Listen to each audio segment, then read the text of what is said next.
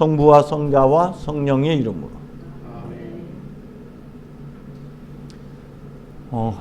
오늘 아침에는 새벽에 나와가지고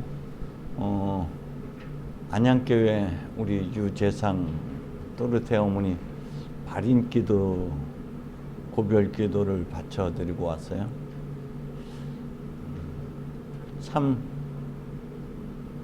씩씩하신 분이셨는데 안양교회 할머니들이 많았는데 참 재밌게 여행도 많이 다니고, 근데 벌써 몇 년의 시간이 지나니까 우리 곁을 그렇게 떠나네요.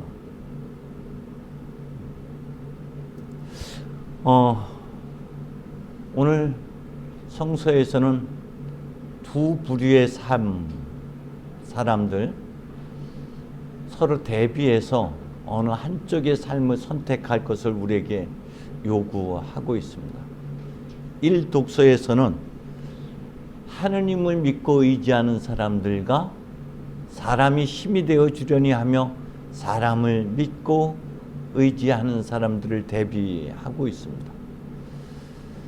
사람을 믿고 의지하는 사람들의 비참함에 비해서 하나님을 믿고 의지하는 사람들은 풍성한 열매를 맺는 삶이 될 것이라고 안내하고 있습니다. 시편에서도 동일하게 하나님의 말씀을 주야로 묵상하는 사람들과 그리고 악인들을 대비하고 있습니다. 말씀을 묵상하는 사람들은 풍성한 열매를 맺을 수 있지만 그렇지 않은 사람은 멸망에 이른다고 대비하고 있습니다. 오늘 서신에서도 부활의 희망을 간직하고 살아가는 사람들과 부활을 믿지 않는 사람들의 삶을 대비하고 있습니다. 오늘 복음 말씀도 그 연장선상에서 우리가 바라봐야 됩니다. 먼저는 오늘 이 상황들은 예수님께서 밤에 산에 오르셔서 밤새 기도하시고 제자들을 불러 그중 12를 사도로 삼으신 다음에 제자들과 더불어 산에서 내려오시는 장면입니다. 이 장면은 산에서 평지로 내려오는 이 장면은 하느님께서 하느님의 영광, 하늘의 영광을 버리고 이 땅에 임하시는 그림을 연상하게 됩니다. 수많은 인파들, 수많은 사람들이 예수 주변에 엄청나게 몰려들었습니다. 근데 예수님의 시선은 지금 어디로 향하고 있냐면 제자들을 향해 있습니다. 제자들을 향해서 주님께서 이렇게 말씀하시죠.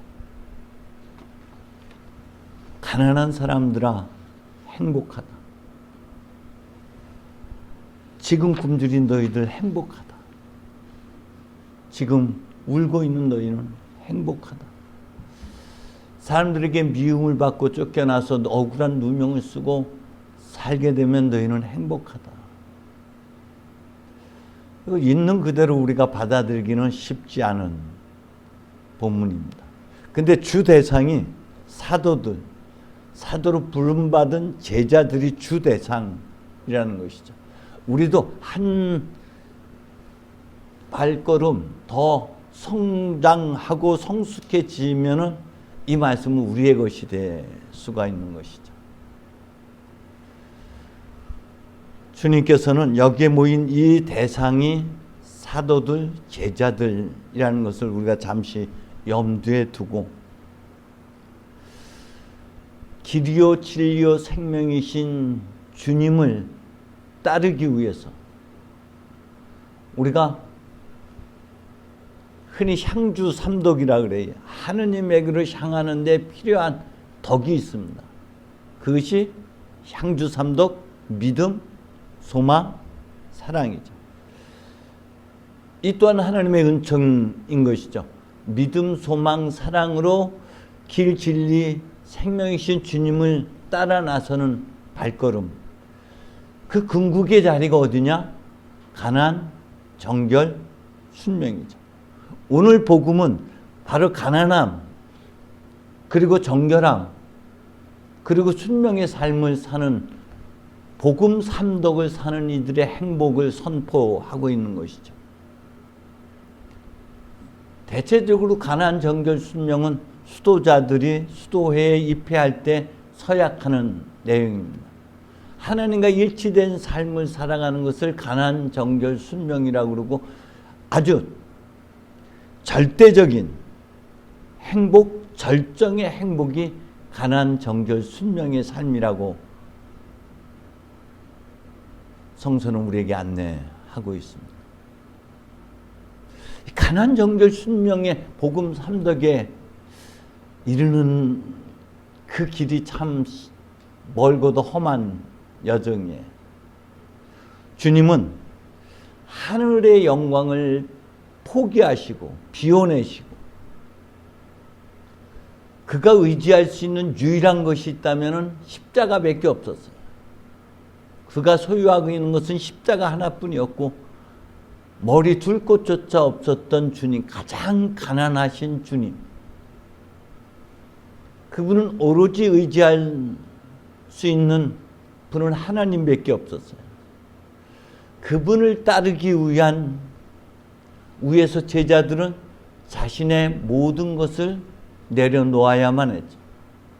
모든 것을 포기하고 자기 자신마저도 버리고 주님을 따르는 사람들이, 이것이 가장 그들에게 있어서 주님이 가장 가난한 이였듯이 그 가난을 본받아서 자신의 전부를 포기하고 자기 자신마저도 버려낸, 비워낸 그 가난, 그 가난하다는 것이 바로 이런 의미에서 가난인 것이지 경제적인 의미에서의 가난만을 의미하는 것은 결코 아닙니다. 주님을 따르기 위해서 나 자신마저도 자기마저도 버리고 주님을 따르는 가난, 하느님의 하나님이심을 비워내는 그 비움, 십자가에서 당신 자신을 내어주는 그 비움이 가난인 것이지 경제적 가난을 이야기하고 있는 것만은 결코 아니라는 것이죠. 그렇게 가난한 이는 복되다는 것이죠. 주님을 위해서 전부를 비워낸 그 가난이야말로 복 중에 복이라는 것입니다. 그들에게 그렇게 가난한 이들이 굶주리고 있어요. 그 굶주림은 예수님께서 사람이 빵으로만 살 것이 아니라 하나님의 입에서 나오는 말씀으로 말미암아 살리라고 하셨듯이 그들에게 지금 필요한 허기, 그 굶주림은 말씀에 대한 갈망이고 그리움이고 굶주림인 것이죠.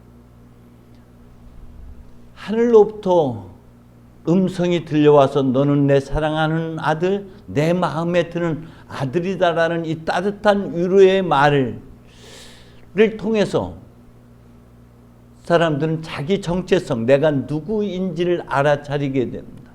내가 누구인지조차도 모르는 허기 속에서 방황하다가 그 말씀을 통해서 자기 정체성을 회복하게 되고 이는 내 사랑하는 아들, 내 기뻐하는 자니 너희는 그의 말을 들으라 라는 말씀을 통해서 내가 어디에서 와서 어디로 가야 하는지 가야 할 길을 알아차린 자들의 행복을 말하고 있는 것이죠.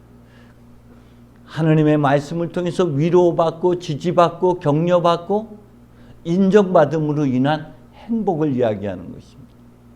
그들에게 있어서 너희가 모르는 양식이 나에게 있다라고 주님은 말씀하셨죠. 그 모르는 양식을 우리는 간직하고 있어야 됩니다. 그것이 하나님의 말씀이에요. 그 말씀을 통해서 우리의 허기가 해결되죠. 이 허기, 이 굶주림은 예수님께서 광야에서 40일 동안 아무것도 먹지 않았을 때의 그 상태, 그 허기, 그 시장함을 이야기하고 있는 거예요. 우리가 살면서 하나님의 위로와 사람들의 긍정의 언어들이 얼마나 필요한지 몰라요. 그럴 때 너야말로 내가 믿어주는 자, 내 눈에 넣어도 아프지 않은 내 사랑이야, 나의 귀염둥이야. 이 말 한마디로 큰 위로가 되는 것이고 배부르게 되는 것이고 그 말씀으로 행복하게 되는 것이죠. 이게 첫 번째 가난입니다. 두 번째 정결은 지금 우는 사람들이에요. 이 울음은 막달라 마리아가 무덤에서 울고 있을 때 주님께서 왜 울고 있느냐? 그리고 누구를 찾고 있느냐라고 물으셨어요. 실상 우리는 잃어버린 나를 찾아 나서는 여정을 지금 가고 있어요. 잃어버린 나에 대한 그리움이고 갈망의 눈물인 것이고, 베드로가 닭이 울기 전에 3번 나를 부인할 것이라고 했던 주님의 말씀이 생각이 나서 뛰쳐나가서 울던 그 울음이고, 누가복음에서 표현하고 있는 대로 행실이 나쁜 여자가 향유가 든 옥합을 가지고 예수님 뒤에 서서 울며 그 눈물로 그 발을 적시고 자기 머리카락으로 닦고 나서 발에 입맞추며 향유를 부어드렸던 그 여인의 그 눈물, 이 두 눈물을 합쳐서 우리는 정결, 정화의 눈물이라고 표현합니다. 자기 죄를 탄식하는 정화의 눈물. 그래서 다시 순수함으로 순결함을 회복하게 되는 그 눈물은 복된 눈물이라고 말씀하고 있는 것이죠. 주님께서 예루살렘 도시를 향해서 울던 그 눈물입니다. 측은지심. 사도 바울은 우리에게 그리스도 예수의 마음을 간직하라고 표현하고 있어요. 그 순수함을 되찾는 눈물입니다. 그러기에 정결이라고 표현하고 있죠. 이 정결이라고 표현하고 있는 것은 순결을 의미하는 것이죠. 가난, 정결, 순명할 때 이 정결은 순결이고 순수함이고, 그래서 이 눈물을 흘리는 이들이 행복한 것이라는 거예요. 잃어버린 나를 탄식하며 찾는 눈물, 나의 죄와 나의 어둠을 탄식하며 우는 그 눈물이야말로 정화의 눈물이고, 그 눈물을 흘리는 자가 복된 행복한 사람이라고 성서는 말하고 있는 것입니다. 그리고 주님은 그들에게 또 이어서 이렇게 말씀하고 있습니다. 사람들에게 미움을 사고 내어 쫓기고 욕을 먹고 누명을 쓴 사람들, 너희는 행복하다라고 말씀하고 있죠. 주님은 우리에게 그렇게 말씀하셨어요. 영광에 이르는 유일한 길이 있다면 그것은 순환이죠. 그리스도도 순환을 통해서 영광에 이르게 되어 있습니다. 한참의 영광을 되찾는 유일한 길이 순환의 여정이에요. 그것은 누구나 반드시 겪어야만 하는 것이고요. 이를 우리는 허락된 고난이라고 표현합니다. 허락된 순환이에요. 욥에게 허락된 순환이었듯이 우리 모두에게도 허락된 순환을 통해서 우리가 새롭게 야곱에서 이스라엘로 빚어지는, 그래서 하나님께서는 이 고난과 순환이라는 아픔과 좌절과 절망을 통해서 우리를 새로운 사람으로 빚어나가고 그리스도와 같은 성숙의 모습을 되찾게 해주시고 처음 잃어버렸던 하나님의 영광, 그 모습을 회복하게 해주신다는 것이죠.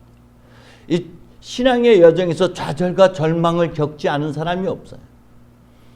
성서에도 사무엘과 엘리야가 대표적으로 이런 슬픔과 좌절과 절망을 겪었던 이들입니다. 그렇지만 하나님께서는 늘 먼저 다가오셨죠. 이것이 4,000명을 먹이신 기적의 의미입니다. 먼저 주님께서 다가오셔서 우리의 눈물을 닦아주시고 새로운 꿈과 비전 그리고 능력을 불어넣어 주셔서 다시금 그 길을 가게 해주십니다. 때문에 어둠 속에 숨겨져 있는 빛을 우리가 볼 수 있어야 됩니다. 그렇지 못하면은 우리는 이 여정에서 하나님께서 나를 버리셨다, 하나님께서 나를 잊었다라며 원망하고 좌절의 늪에 빠져들 때가 많습니다. 이 절망의 순간에도 우리가 부여잡아야 할 것은 기도인 것이죠. 그렇기 때문에 우리가 갖고 있는 슬픔 뒤에 숨겨져 있는 웃음, 기쁨을 볼 수 있어야 됩니다. 순환 뒤에 숨겨져 있는, 죽음 뒤에 숨겨져 있는 부활을 볼 수가 있어야 되죠. 좌절과 절망 뒤에 숨겨져 있는 희망을 우리가 볼 수 있어야 됩니다. 그것이 오늘 성서에서 이야기하고 있는 가난, 정결, 순명의 삶입니다. 주님의 말씀에 따라 순종해서 사는 삶은 불행 끝 행복 시작이 아니라 또 다른 고난의 시작이에요. 그래서 순명의 길이 비즘의 길인 것이죠. 오늘 행복선언은 바로 가난, 정결, 순명을 사랑하는 이들의 행복을 주님이 선포하고 있는 것이죠. 그들은 제자들을 보면서 나 때문에 겪게 될 그런 가난, 정결, 순명을 주님은 선언적으로 행복으로 삶의 의미를 다시 되새겨 주면서 그것이야말로 가장 절정의 행복이라고 말씀하고 있는 것입니다. 우리가 자칫 잘못 경제적인 가난과 부유가 행복과 불행의 나눔점으로 우리가 오해할 때가 있습니다. 결코 그런 조건들이 가난과 부유함이 행복과 불행의 조건이 될 수는 없습니다. 하나님을 믿고 의지하느냐, 그렇지 않느냐가 관건인 것이죠. 우리가 이제 사도 바울의 표현대로라면 육체의 욕망을 따라 살 것이냐, 성령의 인도를 따라 살 것이냐, 이제 이 선택의 기로에서 저와 여러분이 육체의 욕망을 벗어버리고 가난, 정결, 순명, 꼭 하나님의 말씀에 의지해서 순종하는 삶, 그 순종하는 삶을 통해서 주체적이고 독립된 우리가 되어 가야 합니다. 이것이 오늘 행복 선언의 핵심 내용이라고 생각이 됩니다. 저와 여러분, 내가 지금 가난, 정결, 순명의 길을 가고 있는지 성찰하는 한 주간이 되기를 주님의 이름으로 축원드립니다. 성부와 성자와 성령의 이름으로.